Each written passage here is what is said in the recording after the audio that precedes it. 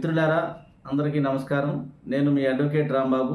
ఈరోజు చెప్పుకునే legal episode 7లో మనం చెప్పుకునే టాపిక్ ఏంటంటే section 138 of the negotiable instrument NI act 1881 గురించి మనం ఈరోజు తెలుసుకుందాం. ఇది ఏం చెప్తుంది అంటే చెక్ బౌన్స్ అయితే పనిష్మెంట్ ఎలా ఏంటనేది దాని గురించి చెప్తుంది అనమాట.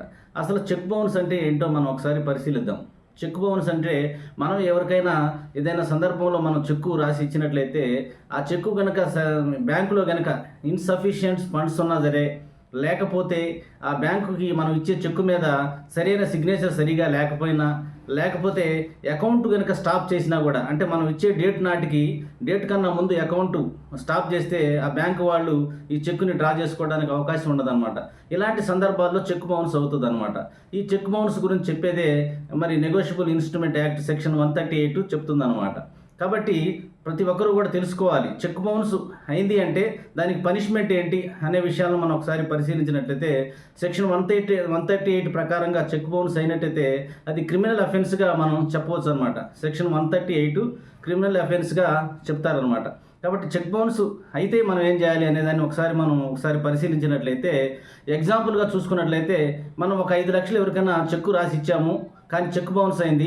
అయితే సెక్షన్ 138 ప్రకారంగా నెగోషియబుల్ ఇన్స్ట్రుమెంట్ యాక్ట్ 1881 ప్రకారంగా మరి ఏంటి దీనికి పనిష్మెంట్ ఏంటంటే, ఒకటి క్రిమినల్ అఫెన్స్ అవుతుంది, రెండోదిగా చూసుకున్నట్లయితే 2 years జైలు శిక్ష పడుతుంది అనమాట. అలాగే మనం 5 లక్షలు ఇచ్చాము కదా, ఇప్పుడు అమౌంట్ చెక్కు 5 లక్షలు రాసిస్తే అది కాస్త ఏమవుతుందంటే డబుల్ అమౌంట్ అవుతుంది అనమాట. డబుల్ అమౌంట్ అంటే 10 lakhs వరకు ఇవ్వాలని చెప్తారనమాట.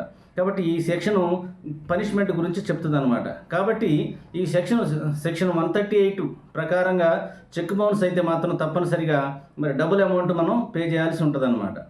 కాబట్టి మిత్రులారా, చెక్ బౌన్స్ కనుక అయితే మనం ఏం చేయాలంటే, మరి చెక్ బౌన్స్ అయితే మనం తప్పనిసరిగా బౌన్స్ అయిన దగ్గర నుంచి మరి చెక్ ఎక్కడి నుంచి ఎప్పుడైతే బౌన్స్ అయిందో అక్కడి దగ్గర నుంచి ఒక ఆథరైజ్డ్ లీగల్ మరి అడ్వకేట్ని పెట్టుకొని నోటీస్ ఇవ్వాలి. 30 daysలో నోటీస్ ఇవ్వాలి. అలా నోటీస్ ఇచ్చిన తర్వాత ఎవరైతే నోటీస్ తీసుకుంటారో, మనకి ఎవరైతే చెక్కు రాశారో వాళ్ళకి నోటీస్ ఇచ్చినట్లయితే వాళ్ళు 15 days లోపు డబుల్ అమౌంట్ పే చేయాలి. ఒకవేళ పే చేయకపోతే మనం వెంటనే మరి కోర్టులో కేసు వేయాల్సి ఉంటుంది. కాబట్టి తప్పనిసరిగా 30 daysలోనే ఇదంతా జరగాలి. కాబట్టి మిత్రులారా గమనించాలి, చెక్ బౌన్స్ కనుక అయితే ఈ విధంగా ఉంటుందని చెప్పి మీకు తెలియాలనే ఉద్దేశంతో నేను ఈ వీడియో చేస్తున్నాను. కాబట్టి అందరూ కూడా ప్రతి ఒక్కరూ కూడా తెలుసుకోవాల్సిన అవసరం ఉంది.